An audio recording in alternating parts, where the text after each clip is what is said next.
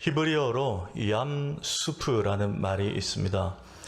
옥수수 수프, 감자 수프 할 때 발음이 같아요. 수프, 얌수프라는 말이 있어요. 이걸 염두에 두시고, 미국의 자유주의 신학교에, 자유주의 신학교라는 성경을 성경대로 다 안 믿는 신학자들이 가르치는 학교예요. 자유주의 신학교의 한 신학 교수가 수업 시간에 신학생들에게, 여러분, 성경에 있는 기적과 표적과 기사들을 있는 그대로 다 믿어서는 안 됩니다. 그거는 실제로 그렇게 일어난 일들이 아닌 게 허다해요. 이렇게 이제 수업을 했습니다. 그러면서 예를 든 게, 그 출애굽기에 모세가 히브리인들을 데리고 출애굽한 후에 그 홍해 바다를 건넌 그 기적, 그것도 사실 그 황당한 거고 실제로 일어난 일이 아닙니다. 그 홍해라는 말이 히브리어로 얌수프인데, 얌수프가 두 가지 뜻이 있어요. 홍해, 큰 바다, 혹은 갈대 습지, 갈대 밭, 이런 두 가지 뜻이 있는데, 그 번역을 홍해로 해놔서 그런데 그 원래 갈대 습지를 말하는 거예요. 그냥 모세가 히브리인들을 데리고 바다가 갈라지고 건넜다는 그 황당한 얘기고, 갈대밭, 당시에 갈대는 한 6인치 정도 되는데 그 갈대 습지를 우르르 건넜다는 거예요. 그 기적이 아닙니다. 이렇게 얘기를 했어요, 그 교수가. 그랬더니 그 학생들 중에 성경을 성경 그대로 믿는 한 학생이 용감하게 손을 들고 말했습니다.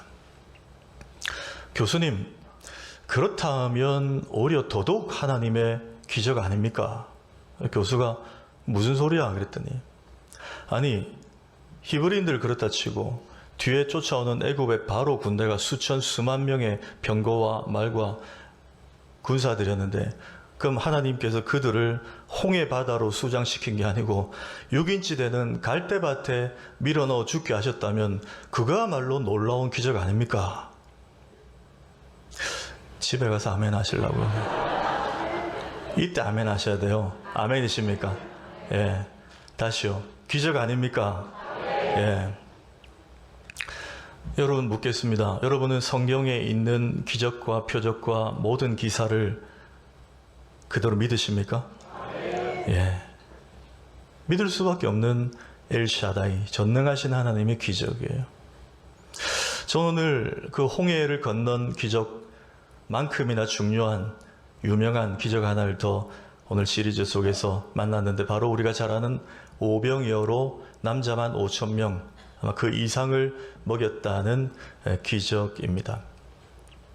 이 기적이 얼마나 중요하고 유명한지 마태복음, 마가복음, 누가복음, 요한복음 14, 6, 9, 6장 모두의 사복음서에 유일하게 다 기록을 해놓은 유일한 기적이 바로 이 오병이어 기적이에요. 그만큼 중요하고 또 유명한 기적이라는 것입니다. 저는 오늘 이 기적에 대한 결과가 어떻게 되는지 우리는 다 알기 때문에 이 기적이 일어나는데 오늘 제목대로 어떻게 이 기적이 일어났는가, 그 과정을 통해서 우리에게 주시는 메시지를 좀 발견하기 원합니다. 세 가지예요. 첫째, 기적은 어떻게 일어나는가? 먼저 불쌍히 여길 때 기적이 일어났다는 것입니다. 불쌍히 여길 때 기적이 일어났다.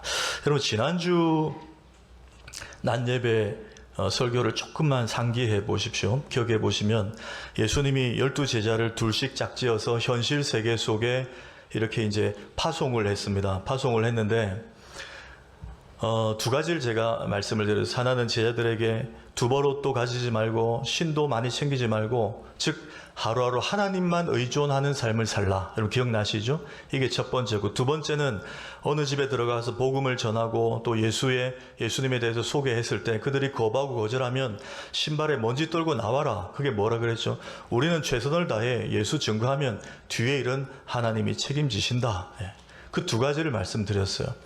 자, 그렇게 하고 제자들이 현실 세계에 들어가서 주님 가르치신 대로 최선을 다해서 제자의 삶을 살아내고, 이제 시간이 어느 정도 흐르고 나서 오늘 예수님께 돌아와서 보고를 했습니다. 낱낱이 보고했다 되어 있어요. 그랬더니 예수님이 뭐라고 하죠? 좀 가서 쉬어라.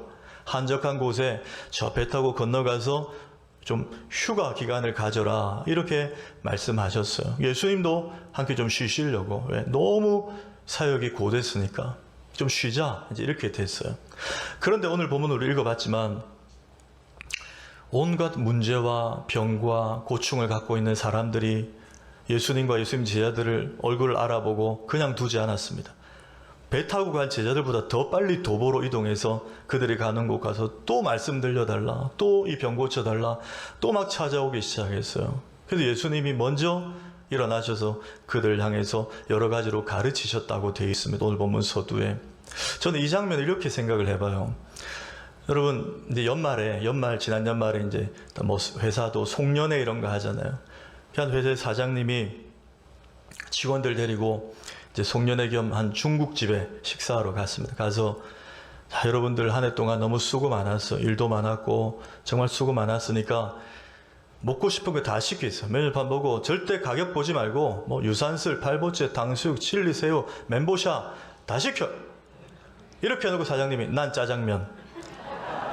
이러면 여러분 못 시키죠. 눈치 보이잖아요. 자, 예수님이 지금 쉬라고, 제자들 쉬라고 해놓고 예수님이 먼저 일어나서 또 말씀 가르치고 병자를 고치고 막 이렇게 지금 됐단 말이에요. 제자들 못 쉬어요. 다시 제자들도 같이 다시 동력을 시작한 거예요. 근데 여러분, 예수님이 진짜 못 쉬신 이유가 있습니다. 오늘 34절에 한번 볼까요? 예수께서 나오사 큰 무리를 보시고 그 목자 없는 양 같음으로 인하여 어떻게 하셨다고요? 불쌍히 여기셨다는 거예요. 예수님의 긍휼 때문에 그래요. 불쌍히 여기시는 이 마음이 먼저 예수님에게 발동이 된 거예요. 너무 불쌍한 거예요. 좀 쉬시고 싶었지만, 제자들도 좀 쉬라고 했지만 온갖 세상사의 문제를 가지고 나온 이들을 보고 주님의 마음이 편치 않으셨던 거예요. 그들을 긍휼히 여기시고 다시 나오셔서 말씀을 가르치시고 또 사역을 이어나가셨다. 그러니 오늘 이 유명한 오병이어 기사의 기적은 어떻게 일어났는가? 첫 번째는 예수님의 긍휼에서부터 일어났다는 거예요. 우리가 흔히 그 루틴이라는 말을 종종 씁니다.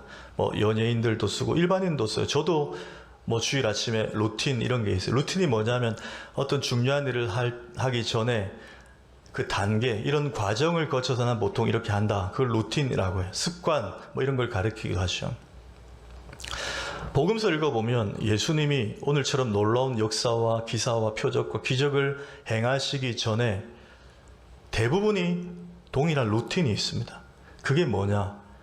예수님께서 사람들을 불쌍히 여기셨다는 거예요. 제가 다 볼 수는 없고 네 구절만 한번 볼까요? 자, 마태복음 14장 14절에 읽습니다. 시작. 큰 무리를 보시고 불쌍히 여기사 그 중에 있는 병자를 고쳐 주시니라. 예, 불쌍히 여기사. 그 다음에 기적이 일어났어요.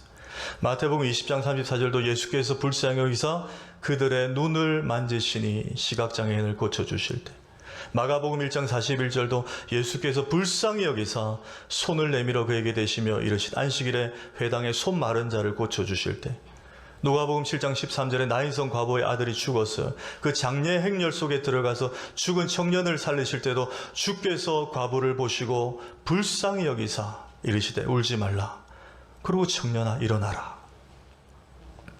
예수님의 기적의 첫 번째 루틴은 다 불쌍히 여기셨다는 거예요. 여러분, 우리 부민교회도 서로가 서로를 불쌍히 여기는 마음이 가득했으면 좋겠습니다. 때로는 우리가 일할 때 마음 안 맞을 수 있죠. 나랑 너무 스타일이 다른 사람도 있어요. 왜 없겠습니까? 사람 모이는 곳인데. 그런데 그걸 논리적으로 다 체크하고 지적하면 답이 안 나와요. 주님의 마음을 가지고 불쌍히 여기는 거예요. 아, 저분은 저럴 수도 있겠다. 불쌍히 여기는 거예요. 목회자들은 성도님들을 불쌍히 여기고, 성도님들은 사역자들을 또 불쌍히 여기고, 집사님들은 우리 당의 장로님들을 불쌍히 여기고, 장로님들은 또 우리 성도님들을 불쌍히 여기고. 여러분, 강력한 강풍이 한 사람에게 막 불어닥칠 때 그 사람은 어떻게 하죠? 본능적으로 더 옷을 움켜줘요. 더 마음을 닫는다는 거예요. 그런데 오히려 따뜻한 햇살을 계속 내리주면 어때요? 점점 따뜻하다가 더워지니까 옷을 벗어요. 마음을 연다는 거예요. 저는 우리 부민교회의 긍휼의 온도가 더 올라가기를 축복합니다. 지금 히타는 따뜻하고 좋아요. 근데 히타만 빵빵해도 따뜻한 교회가 아니에요. 그럼 건조해 줄 수 있어요. 우리 긍휼의 마음이 그 온도가 올라가야 돼. 서로가 서로를 볼 때. 그러면 변하게 하는 거지. 막 체근하고 닥달하고 출석 체크하고 그렇게 해서 되는 게 아닌 것 같아요. 서로가 서로를 주님의 마음으로 불쌍히 여기는 거예요. 여러분, 그 유명한 우리나라 여가수 중에 노사연 씨 아세요? 우리 만남은 우연이 아니라고. 정말 성경에 나오는 말은 아니지만 참 성경적인 가사죠. 그분이 한 교회 권사님이세요. 근데 노사연 씨가 한 번에 CBS의 한 기독교 방송 토크 프로그램에 나와서 했던 이야기가 기억이 납니다. 그 남편도 이무송 씨라고 가수죠. 똑같이 이제 가수 활동을 한 분이에요. 노사연 씨가 남편과 좀 늦가기 결혼을 해서 한 20년 이상 이렇게 사는 중에 한 번은 부부 사이에 큰 위기가 왔대요. 이건 그냥 이제 내가 이 남자와 도무지 살 수 없다. 내가 견딜 수가 없다. 한계가 왔다. 이제는 갈라서야 되겠다. 뭐 교회 권사님인데도 그런 마음이 찾아올 수 있잖아요. 도저히 내가 못 견디겠다. 그리고 이제 남편과 말을 안 하고 지난 지 수일이 지나고 집안에 완전 냉기가 흐르는 그런 시간들을 보내는 거예요. 그러다 어느 날 노산 씨가 이제 밤늦게 씻고 이제 혼자, 남편 아직 집에 안 들어왔고 먼저 잠자리에 누웠어요. 자다가 새벽에 이제 화장실을 가려고 깼는데 거실에 나가 보니까 늦게까지 일하고 뭐 행사 같은 거 하고 남편이 소파에 웅크리고 자고 있는 거예요. 지금까지 한 번도 남편이 불쌍하게 보인 적이 없었대요. 근데 그날 남편을 보는데 자고 있는 소파에 자고 있는 남편은 갑자기 막 눈물이 나고 그 사람이 그렇게 불쌍히 보여. 그 사람이 부족한 모습, 허물, 나한테 말을 차갑게 한 것 이런 것들보다는 그래 이 가정을 어떻게든 지키고 살리려고 몸부림치는 남편의 그 모습이 그냥 불쌍한 마음이 들더라는 거예요. 아마 주님 주신 마음이겠죠. 그때부터 관계가 더 부드럽게 이렇게 친밀하게 회복이 됐대요. 저는 뭐 잘 모르지만 우리 성도님들 가정이 수백 가정이니까 혹시 여러분 남편과 아내와 남편 관계 속에 좀 어떤 문제와 갈등 때문에 지금 힘든 시간들을 지나고 있다면 아내 여러분 하나님께 기도하십시오. 하나님 제 남편을 불쌍히 여기는 마음을 주십시오. 논리적으로 분석하고 따지지 말고 불쌍히 여기는 마음을 주시옵소서. 한 17분만 아멘 하셨네요. 목사님 내가 이번 일은 절대 못 넘어갑니다. 이런 분도 좀 계시는 것 같아요. 남편 여러분 혹시 아내와 좀 불편한 일이 있다면 오늘부터 며칠간 소파에서 주무시기를 축복합니다. 놀라운 기적이 일어나는. 두 번째, 기적은 어떻게 일어나는가? 주님 손에 올려드릴 때 기적이 일어났어요. 주님 손에 올려드릴 때 기적이 일어났다. 자, 37절 38절 한번 읽을까요? 시작.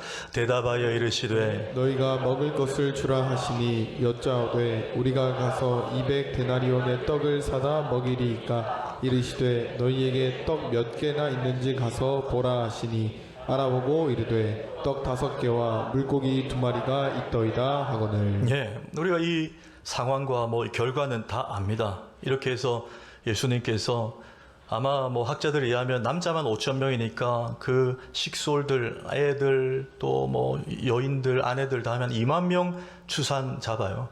그 많은 사람들을 예수님께서 그 보리떡 5개와 물고기 2마리를 어떻게 이렇게 순간적으로 계속 나온 거죠. 생산이 된 거죠. 이렇게 먹이셨다는 거예요. 물론 이거 맞습니다. 근데 이렇게만 우리가 설교를 듣고 은혜를 받으면 우리가 자칫 예수님을 마술사적인 하나님 정도로 생각하는데 그칠 수 있어요. 오늘 본문이 정말 그 정도의 예수님을 말하느냐? 정말 기이한 일을 행하시는 예수님을 보여주기 위함이냐? 제가 봤을 땐 그렇지 않는 것 같아요. 핵심은 따로 있어요.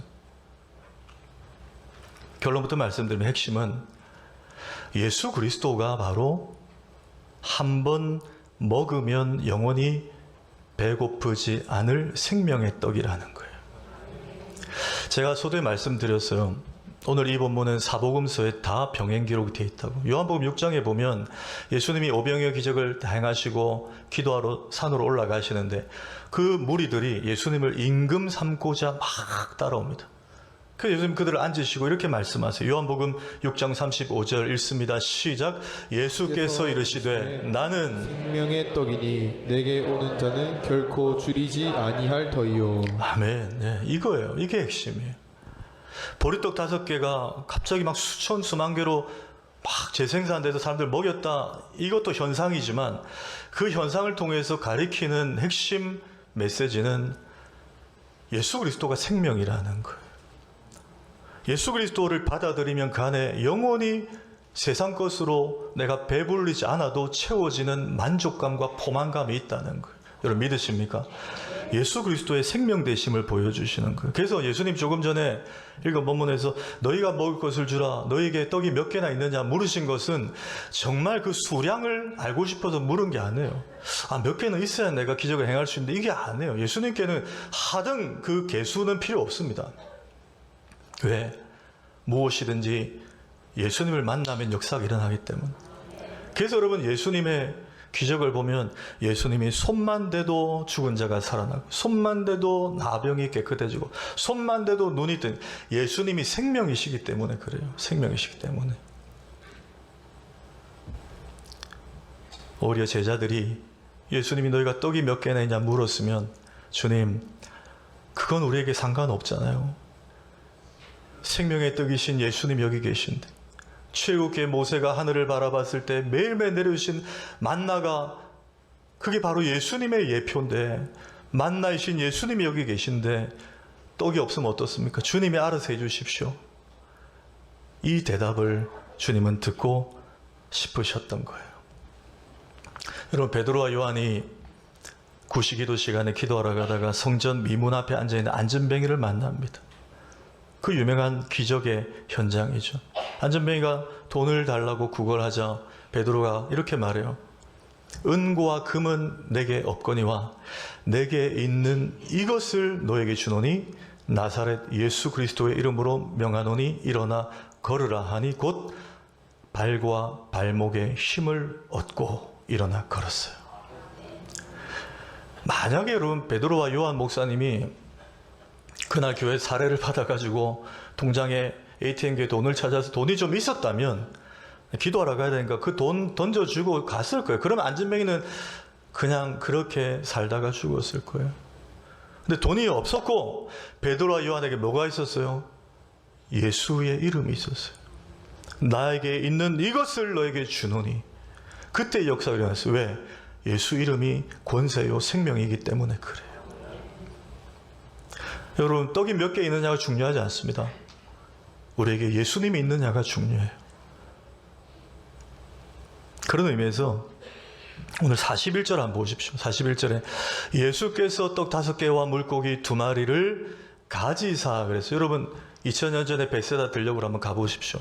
제자들이 한 소년으로부터 엄마가 아마 챙겨줬겠죠. 떡 5개와 물고기 2마리 그거 잠깐만 가져와봐라.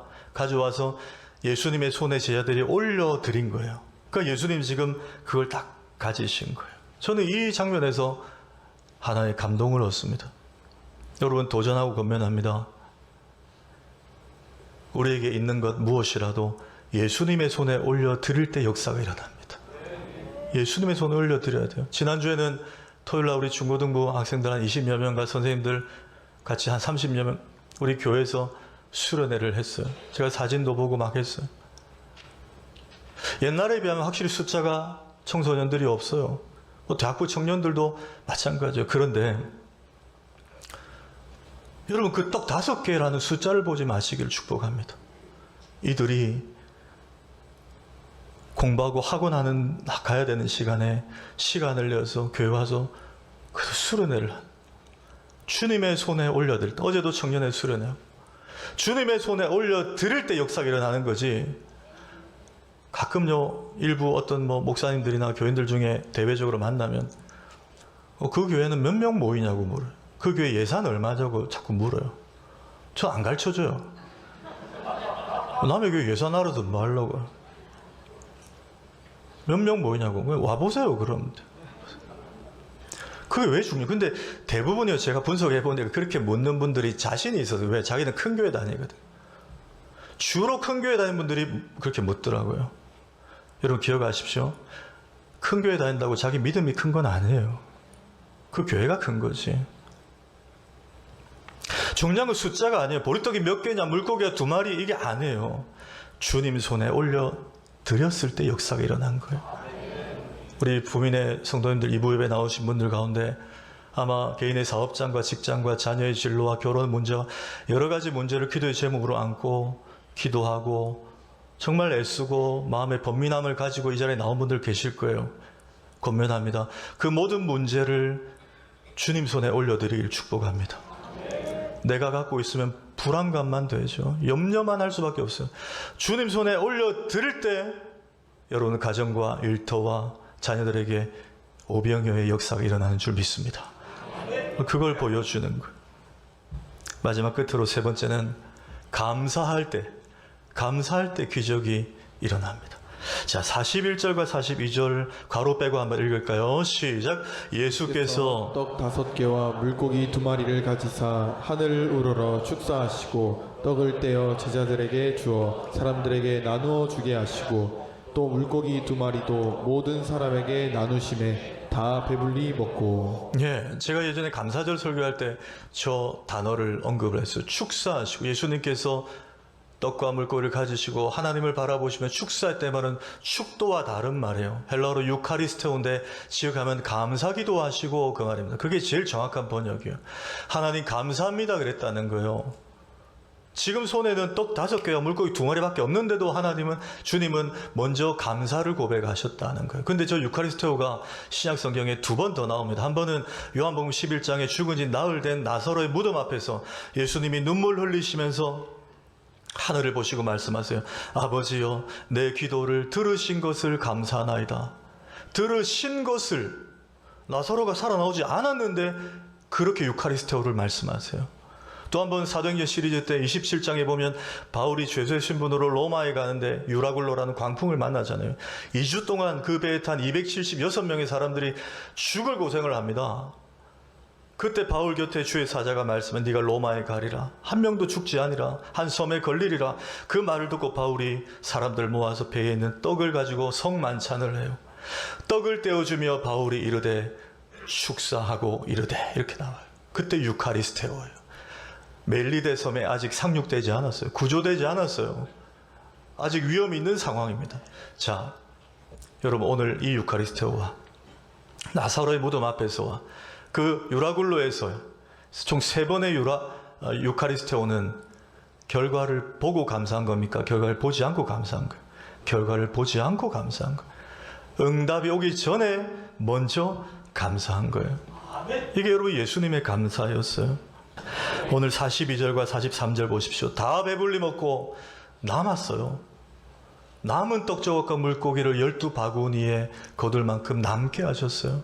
하나님, 우리가 구하면 딱 그것만 주시는 분이 아니라 남게, 내 잔이 넘치나이다 고백할 수 있도록 넘치게 주시는 분이에요. 나의 기도하는 것보다 더 응답하시는 분. 여러분 고린도후서 9장 8절 한 말씀 볼까요? 하나님이 시작. 하나님이 능히 모든 은혜를 너희에게 넘치게 하시나니 아멘. 에베소 3장 20절 시작. 우리가 구하거나 생각하는 모든 것에 더 넘치도록 능히 하실 이에게 아멘. 이분이 기적의 하나님이십니다. 우리가 할 일은 불쌍히 여기고 어떤 것이든 주님 손에 올려드리고 그리고 응답받기 전에 먼저 감사를 선포하는 거예요. 여러분 이렇게 하셔서 다음 한 주간도 힘들고 어려운 일상 속에서도 하나님의 능력으로, 엘샤다이 하나님의 능력으로 기적이 일상이 되는 한 주 경험하시길 주의 이름으로 축원합니다.